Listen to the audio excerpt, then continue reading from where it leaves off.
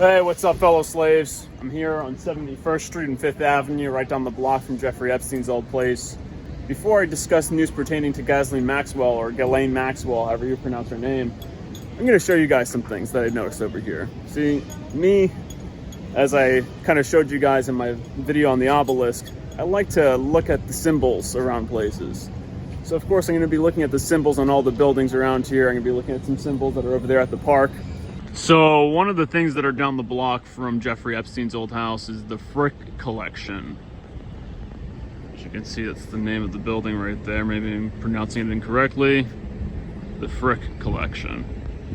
And something that I've noticed in this building is, of course, some pretty satanic shit. The little demons here.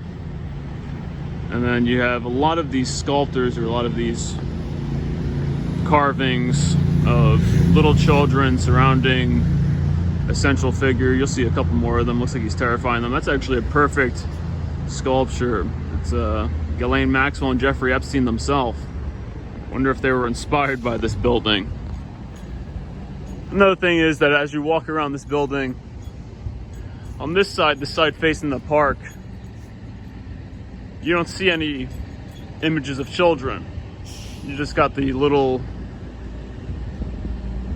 demon guy. Let's go around here.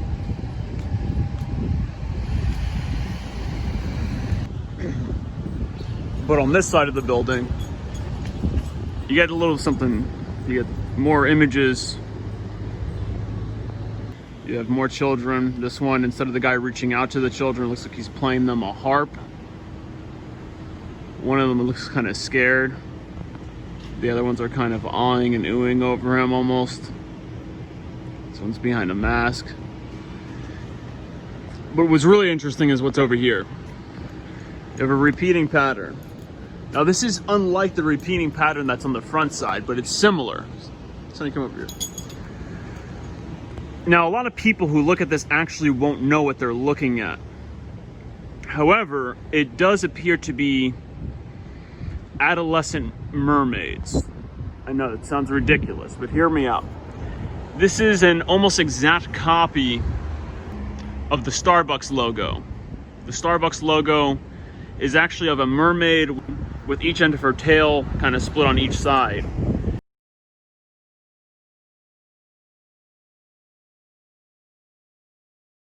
And that's actually a mermaid's mating position when their tails are split like that. These children do not have legs. Those are not skirts. Those appear to be their tails displayed in some kind of mating-like ritual, which is, mermaid mythology, mermaid symbolism. See, it's really difficult when you get into these interpreting symbols. There's a lot of symbols to interpret. Now, this one is, I would say, equally as sick. These children are not mermaids here. I mean, they do have the mermaid tail kind of sprouting out of their butt, but here they're also holding what appear to be phallic-like objects. Now you can say, oh, well, that's a fruit basket, those are flowers. The fact is that it's a phallic shape. I know some people might be like, oh, well, if your phallus looks like that, there's something wrong with you. Well, it's not my phallus. I'm basing this entirely off of symbolism. It's not my symbolism. I didn't make this stuff up. It's just symbolism. Now, it's a repeating pattern, though. It goes from those ones holding the objects and having the tails coming out of their butt to the ones who, just have the tails.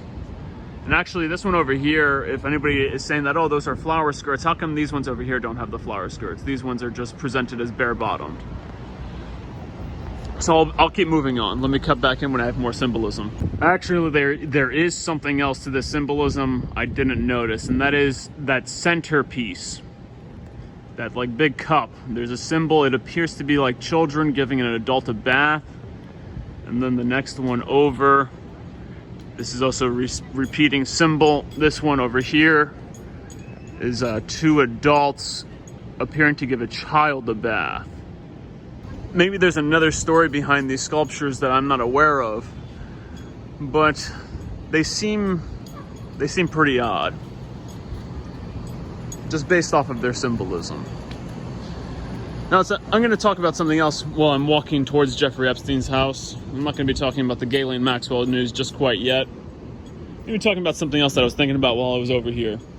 And that is, it's incredible how many people, this idea came to me because I was watching some people just kind of mindlessly take a picture in front of a statue, and there were statues that I wanted to analyze. And I find it incredible. And some other people walked by me and they were like talking about going to the Met, the Metropolitan Museum of Art. It's incredible how many people go there and don't bother analyzing the things that they're taking pictures of themselves in front of.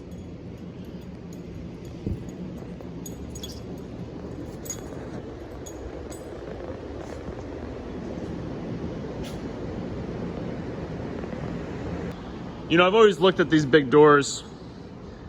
It just occurred to me right now that the reason why these doors are so big is so that there's enough room for the egos of the people who walk through them. Or maybe I'm just hating on somebody, right?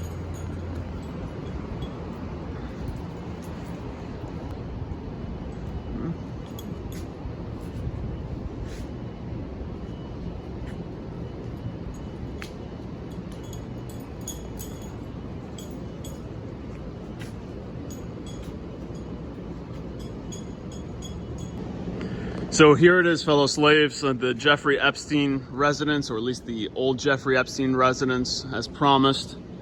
It's 1, 2, 3, 4 floors and maybe an attic. As you see, it also has some pretty interesting sculptures on it. It has this creepy old man, looks kind of like a leprechaun. I guess that's kind of like what Jeffrey Epstein looked like on the inside, right? So it also has a big door. You know, they have to have these big doors so that their egos can fit through them. Of the circular window at the top. I'm sure, you know, in architecture they kind of teach us sort of about spirituality. It's supposed to be openness to God, not closed off from God. So it's just interesting the kind of symbols that these people surround themselves with. You know, when you analyze them and you break them down, interesting where they get their resonance, how it's across the street from the Frick's collection, which has all that weird symbolism. It's literally right across the street. And well, actually, that's the Jefferson. Is that? Oh no, that's the Art Reference Library. Sorry, but the Art Reference Library is attached to the Frick collection, or the Frick collection. And this is, you know, has all the weird stuff on it. I want to make about the residence is that it has cameras all over the place. Security cameras pointing in at all the entrances. So it'd be interesting to know if the detectives or if anybody who wants to research whether or not he's guilty or not, you know, if there's a real criminal investigation, if they would obtain the video recordings from those security cameras through a warrant. Maybe see who was going in and out of the residence at what time.